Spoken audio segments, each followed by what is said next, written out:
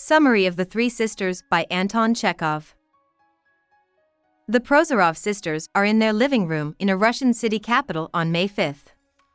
The eldest, Olga, 28, remembers that their father died a year ago today, while the youngest, Irina, 20, is enjoying her birthday. Yesterday was a sad, snowy day, but today is sunny, and the sisters, particularly Irina, are feeling cheerful. Olga and Irina both want to move back to Moscow, where they both grew up and love.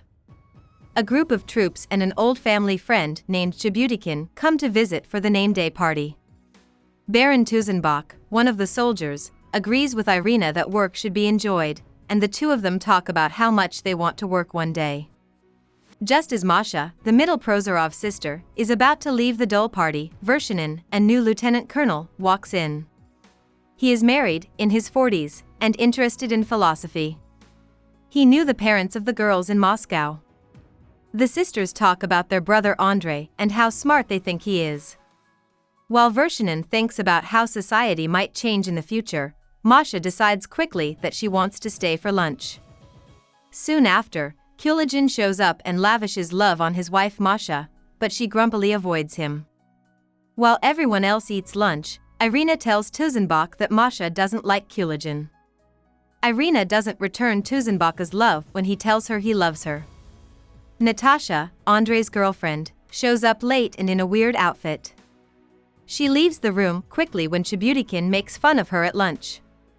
Andrei follows her, makes her feel better, and asks her to marry him. After more than a year, Andrei and Natasha got married and had a boy. For the most part, Natasha runs the house while Olga and Irina are at work.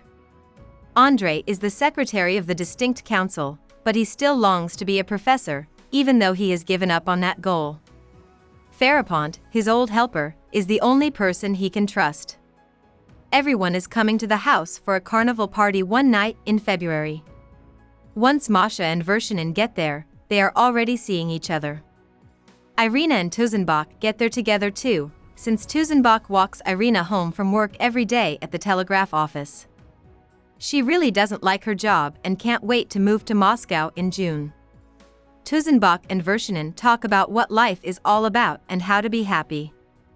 Vershinin says that people should work for change, even if they don't live to see it. Andrei and Chebutikin leave to play cards when it becomes clear that Natasha cancelled the night's entertainment without telling anyone. Natasha then sneaks off for a carriage ride with Protopopov, the head of the district council. After a year, there is a fire in town, and the sisters and their friends get together at the Prozorov house after working all night to help the victims. Olga and Natasha argue about Anfisa, the Prozorov family's old helper, whom Natasha says is not useful enough to be kept around. Chebutikin comes in. He is very drunk and sad because he killed a patient the day before. He tells everyone that Natasha is seeing Protopopov, even though everyone in the town already knows this. The sisters talk about how bad it is that Andrei has gambling bills when their friends leave.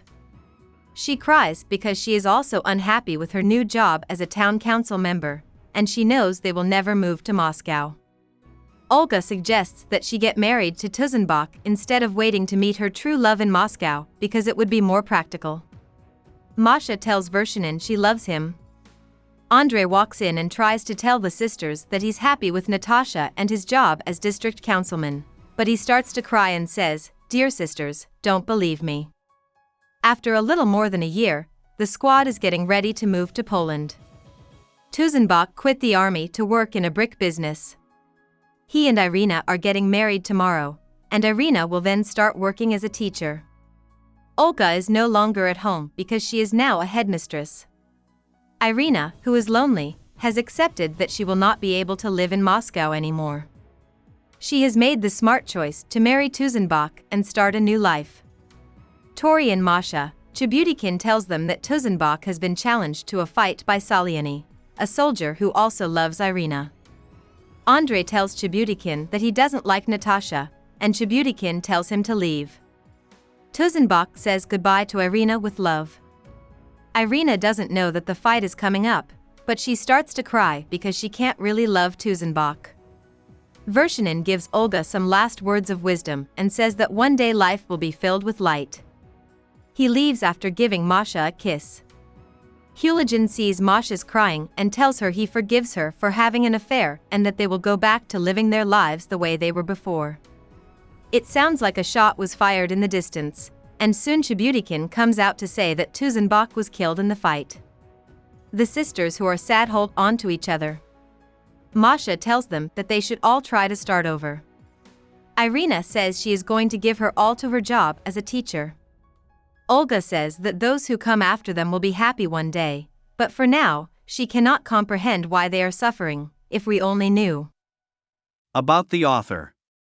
Anton Chekhov was born in Taganrog, Russia, on January 29, 1860, into a Russian family. Chekhov's father was cruel and ran up huge bills that he couldn't pay off. After the family lost their job, Anton worked as a freelance writer to support them and pay for his own schooling. He was trained as a doctor, but writing short stories became his main job. For this, he won the Pushkin Prize in 1887, when he was still in his 20s. He was said to have said, "Literature is my mistress and medicine is my legal wife. I sleep with the other one when I get tired of the first one." He also talked to thousands of prisoners and farmers on Sakhalin Island in Russia's Far East in 1890. These interviews were released as The Island of Sakhalin, a powerful book that calls for prisoners to be treated with more kindness. Most of Chekhov's plays were written in the last 15 years of his life, even though the first ones he put on were a disaster. But by the late 1890s, his plays were being put on by the Moscow Arts Theatre and were doing well with both audiences and critics. He died at age of 44 years old. Hope we summarized it fully and you liked it. Please hit the like button and subscribe to our channel so that we are motivated to create more videos.